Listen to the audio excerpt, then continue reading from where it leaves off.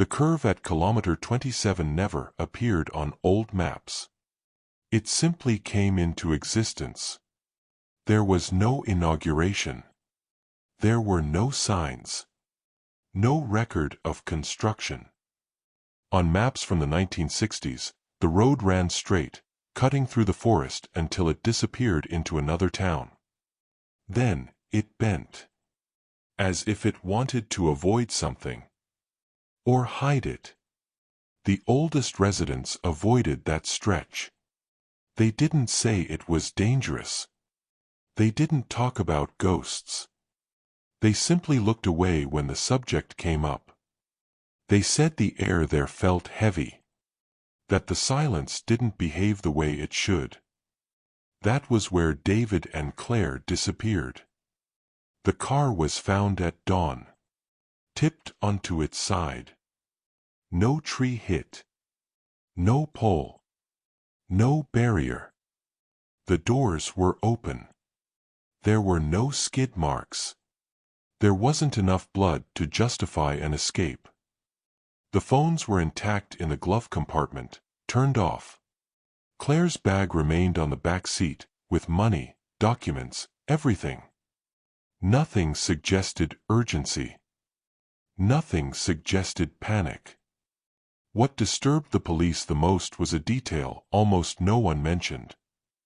The dashboard clock read 2:14 a.m. Frozen. As if time had given up at that exact minute.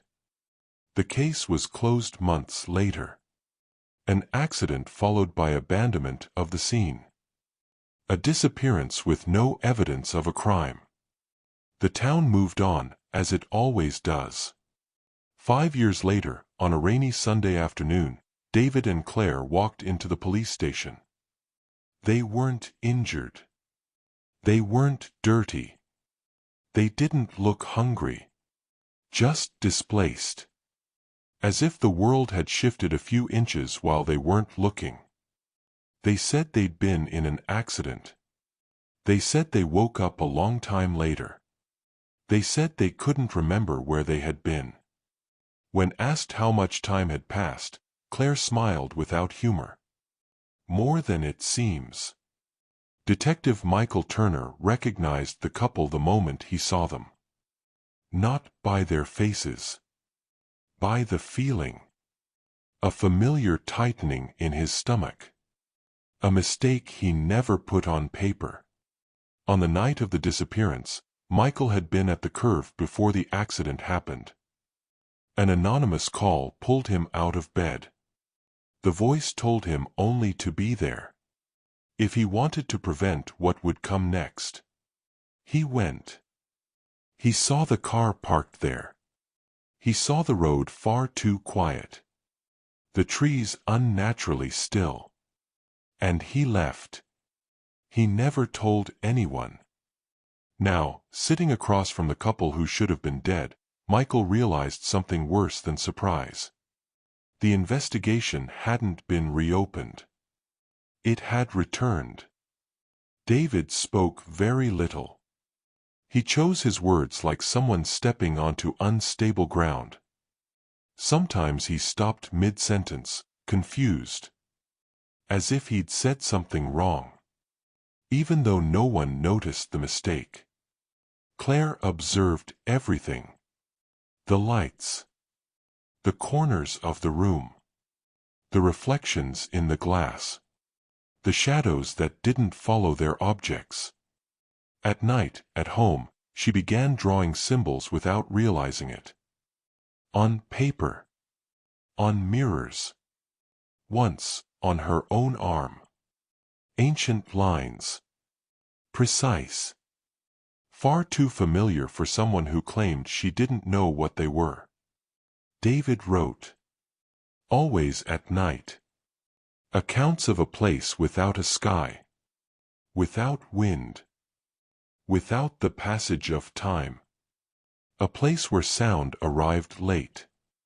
And memories felt heavier than bodies. A place where people didn't age. But didn't live either. Where guilt shaped the space around them. where remembering too much was dangerous, where forgetting was enforced. They described the same place, but never in the same way, as if they had been together, separated, watching each other from different angles of the same nightmare. As days passed, people connected to the case began to feel the effects. Dreams about the road, about missing turns, about arriving somewhere familiar that no longer existed. Clocks stopping at exactly 2:14. Phones resetting themselves. Old documents vanishing from archives and appearing inside private homes. A growing sense that something was reorganizing itself, correcting an imbalance, preparing space. Claire recognized the symbols she kept drawing. Not from books, but from a restoration job she'd done years earlier. On an old panel found behind a demolished church, hidden beneath layers of paint and dust. She never told anyone that when she touched those markings, something answered.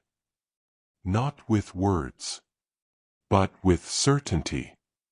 Under pressure, David finally explained what he knew. The curve wasn't an urban planning error. It was a patch. A point where reality had been folded to hide something that couldn't be destroyed. An incomplete consciousness. A persistent flaw. Something aware, but unfinished. The road passed through that place to keep it outside the normal flow of the world. The people who disappeared weren't chosen at random. They were people who saw patterns, who noticed repetitions, who touched what held the world together beneath the surface. People who questioned the wrong things. People who stayed awake too long. People who knew too much, or felt too much. The couple didn't run away. They were removed. But something failed. They began to remember, to connect, to synchronize, to return to the world symbols and ideas that should have remained contained. Ideas that needed hosts, voices, observers. That's why they came back. Not as survivors, as replacements. In the early hours of the final night, Michael drove to the curve. Alone. He felt the same weight in the air. The same wrong silence. The same sense of standing in the presence of something patient. For the first time, he understood. The road no longer needed that fixed point. Now, it could move. When morning came, Michael's car was found empty. The speedometer frozen. The dashboard clock reading 2:14. David and Claire disappeared once again. The curve at kilometer 27 no longer exists. The road is straight. And somewhere, someone has just realized they know too much. That certain memories feel newly planted. And that the way home feels slightly different today.